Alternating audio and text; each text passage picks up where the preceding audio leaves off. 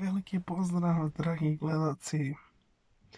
Danas sam radio neku preradu plastike, neki posao sam imao, ali htio sam da vam odgovorim na jedno pitanje koje ne znam ko mi je postavio još odavno.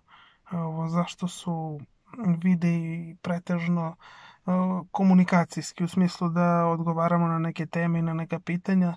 Sada ću vam reći, takvi videi nisu da bi ja pametovao i da bi glumio neki nivo. Naravno, mi snimamo ovakve videe sa tim temama,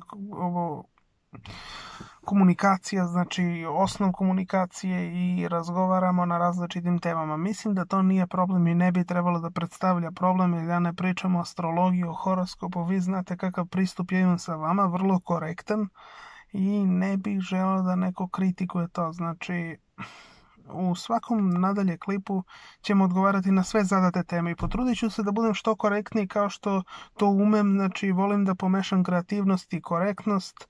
Nadam se da je to kako treba. Sve vas pozdravljam. Biće i video u prirodi, ali volim, evo ja vam kažem to, da popričamo i da pričamo na različitim temama.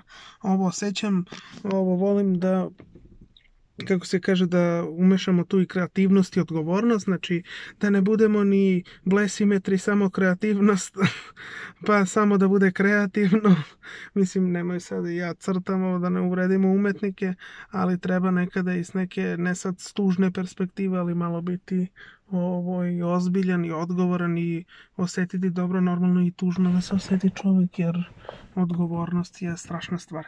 Ništa, veliki pozdrav.